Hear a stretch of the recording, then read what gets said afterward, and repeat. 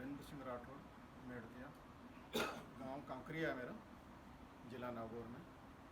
और मैं यहाँ पे जो गवर्नमेंट ऑफ इंडिया से जो टूरिस्ट गाइड लाइसेंस मिलता है, मेरे पास government of India ministry of tourism से लाइसेंस है। 1996 से मैं गाइडिंग प्रोफेशन में हूँ। मैंने ग्रेजुएशन करने के बाद में हिस्ट्री में एमए किया है, पॉलिटिकल साइंस में एमए किया है। मेरे पास पोस्ट डिप्लोमा फ्रेंच लैंग्वेज का, मैंने लॉ ग्रेजुएशन किया है।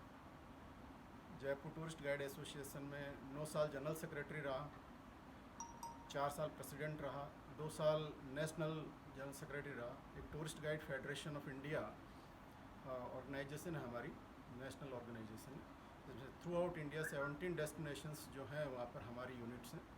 उन यूनिट्स को मिला के एक tourist guide federation of India नाम से जो ऑर्गेनाइजेशन है, उसका मैं 4 साल प्रेसिडेंट रहा। हमारा ध्येय ये है कि हम टूरिज़्म में किस तरीके से हमारे समाज का भला कर सकते हैं, और जहाँ तक है पिछले 26-27 साल से हमारा ये प्रयास है, और ये प्रयास अनवरत कर रहे हैं। इससे पहले हमने राजपूत आरक्षण मंच के लिए भी डॉक्टर साहब महावीर सिंह जी ने और हमने जितना योगदान हमारे से बन पड़ता, हमने उसमें काफ़ी किया।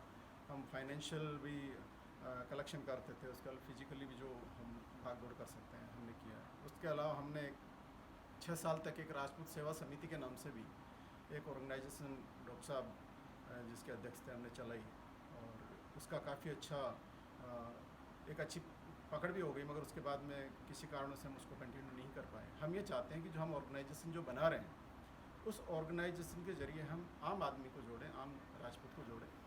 उसके अंदर सबसे बड़ी चीज़ ये है कि हमें सेवा को प्राथमिकता देनी चाहिए, श्रेय को प्राथमिकता नहीं देनी चाहिए। अगर कोई आदमी अगर श्रेय की दृष्टि से अगर जुड़ना चाहता है, या नेतागिरी की दृष्टि से जुड़ना चाहता है, या ये सोचे कि कल मैं इस संस्था में पदाधिकारी बनूँ, हेड करूँ इसको, तो मेरे हिसाब से सार्थकता नहीं है इसकी, और उसको नहीं जुड़ना चाहिए। और इसमें ऐसा कुछ है नहीं, क्योंकि हम ये चाहते हैं कि संस्था ऐसी हो जिसको लीड समाज के प्रबुद्ध लोग करें, समझदार लोग करें, जो कर सकते हैं, जो अपना समय दे सकते हैं, जिनमें गुण हो, जिनको हम आदर्श माने, ऐसे लोग इसका मार्गदर्शन करें। मगर ये क्योंकि अब तक जो संस्थाएं अभी तक राजपूतों के नाम से चल रही है, उसमें ये हुआ कि मठाधीश आए और उन्होंने कब्जा कर लिया उसको। उसके संविधानों की रचना उन्होंने ऐसे कर ली कि उसको आप बदल नहीं सकते, अपने मन मर्जी से परिवर्तन नहीं कर सकते। परिवर्तन सृष्टि का नियम है, अगर आप परिवर्तन आप नहीं करोगे तो आप पीछे छूट जाओगे। उन संस्थाओं के साथ में ऐसा ही हुआ कि आज वो एक तरह से आज अप्रासंगिक हो गई है, मगर फिर भी वो अपने आप को बदलने को तैयार नहीं है। इस संस्था में हम ये चाहते हैं कि वो जो कुरीतियाँ और जो बुराइयाँ दूसरों में थी, हम किसी की बुराई करना नहीं चाहिए, क्योंकि मैं नकारात्मक किसी भी विचार के खिलाफ हूँ। नकारात्मक विचार आपको रखना ही नहीं चाहिए, हमें सकारात्मकता के साथ आगे बढ़ना है। मगर इस संस्था में हमें सबसे पहली चीज़ ये है कि इसमें नेतृत्व जैसी कोई वो नहीं है कि इसमें कोई आदमी नेतागिरी ढूंढे, या अगर कल को इसके बहाने से बाहर कहीं नेतागिरी ढूंढे, तो ऐसी संस्था ये नहीं है। इसमें यही है कि हम समाज का भला कैसे कर सकते हैं, उसी के आधार पर चलेगा। एक हमारे यहाँ पे ट्रांसपेरेंसी हमें रखनी चाहिए, क्योंकि कोई भी संगठन हो, चाहे दुनिया का सबसे बड़ा और सबसे छोटा संगठन, अगर उन्होंने आर्थिक पारदर्शिता अगर नहीं बरती तो वो संगठन खत्म हो गए। तो हमारे यहाँ पे एक एक पैसे की जवाबदेही होगी।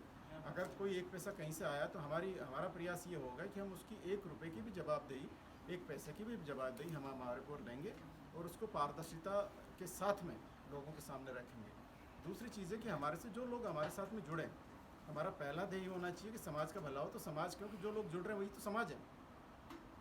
तो वो लोग जो सक्षम हैं, जिनमें जागरूकता है, उनके लिए तो हो सकता है कि राह आसान है, मगर जो लोग अभी तक जिनको ये मालूम नहीं है कि हमें किधर जाना है, क्या करना है, या आर्थिक रूप से सक्षम नहीं है, या उनकी कोई पहचान नहीं है, या उनमें किसी तरह की कुरीतियाँ ने घर कर लिया है, या हो सकता है आदतन किसी चीज़ के शिकार हो गए, हम उन लोगों को उसमें से कैसे बाहर निकालें। क्योंकि इसमें कोई शक नहीं है कि जो क्षत्रिय समाज है उसमें आज भी ईमानदारी, या आप ये समझते हो कि जो एक डिसिप्लिन जो होना चाहिए, या हमारे में नेतृत्व क्षमता हमारे में बाय बर्थ होती है, हम उन चीज़ों को, उन गुणों को बाहर निकालें, बच्चों का सिलेक्शन करें, और उनमें गुण ढूंढें कि वो किस तरफ जा सकते हैं, और उनका पोषण करें हर तरीके से। क्योंकि अगर वो शारीरिक तौर पे और आर्थिक तौर पे सक्षम होने से पहले शारीरिक सक्षम होना पड़ेगा।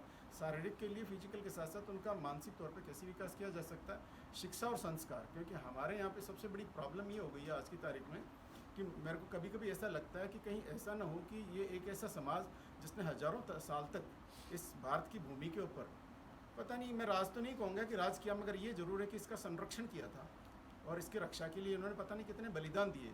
उसके बाद में इस गौरवशाली जाति का कहीं ऐसा ना हो कि इतिहास विलुप्त हो जाए। क्यों, अगर हमारी जो परंपराएं, जैसा कि भी हमारे एक वक्ता और कर रहे थे, जो हमारे कल्चर जिसको कहते हैं, संस्कृति जिसको कहते हैं, अगर उसकी शिक्षा अगर हमारे बच्चों को नहीं मिली तो ये विलुप्त हो जाएगी। क्योंकि विलुप्त होने में उसको कुछ मिटाना थोड़ी पड़ता है। अगर आगे वाली जनरेशन, जो आपकी आगे आने वाली पीढ़ी, अगर उसको मालूम नहीं है आपके बारे में, अपने आप चीज़ें ख़त्म हो जाएगी, क्योंकि उसको मालूम नहीं कि मैं क्या हूँ। तो ऐसे में हमारे को इस तरीके के वो कार्यशालाएं आयोजित करनी चाहिए समय समय पे, अलग अलग जगह पे, कि जिससे कि हमारे राजपूत समाज की जो किस तरीके की परंपराएं हैं, क्या हमारी संस्कृति रही है, ऐसे क्या चीज़ें रही हैं हमारे अंदर कि जिसने हजारों साल तक इस भारत भूमि को हमने नेतृत्व दिया। तो उन सब चीज़ों को निकालने की ज़रूरत है, उनके लिए कार्य करने की ज़रूरत है, प्रयास करने की ज़रूरत है। जहाँ तक आर्थिक मामले का आर्थिक बात आती है, तो आर्थिक बात में मैंने एक चीज़ मैंने बचपन से देखी है कि जहाँ पर ईमानदारी हो, जवाबदेही हो, पारदर्शिता हो, तो समाज के किसी भी काम में आर्थिक कमी आती नहीं है। क्योंकि जब लोगों को एक बार ये विश्वास हो जाता है कि जहाँ मैं एक पैसा दे रहा हूँ उस पैसे का दुरुपयोग नहीं होगा, तो वहाँ पे आर्थिक अपने आप सबलता आ जाती है। तो इन सब चीज़ों को ध्यान में रखते हुए मेरी तो प्रयास यही कि आप इसको ज़्यादा से ज़्यादा जोड़ें, लोगों को मन से जोड़ें। इसका नंबर बढ़ाने की ज़रूरत नहीं है। हमें वो लोग चाहिए जो संस्था के लिए काम कर सके, जो दिल से काम कर सके। इसमें ऐसा भी नहीं है कि आप संस्था के माध्यम से ही भला करें। सबसे पहला तो आप जहाँ बैठे हैं, जिस जगह हैं, वहाँ पर जो आप जिस ज़रूरतमंद समाज के व्यक्ति का आप जो सहयोग कर सकते हैं, आप वो सहयोग करें। तो ये हम मान लेंगे कि हम आप समाज का ही भला कर रहे हैं, आप संस्था का ही भला कर रहे हैं। तो ये भावना हमें जागृत करनी है। मेन जो हमारा उद्देश्य है राजपूत समाज में, ये भावना जागृत करने की राजपूत समाज को कैसे ऊंचा उठाया जाए।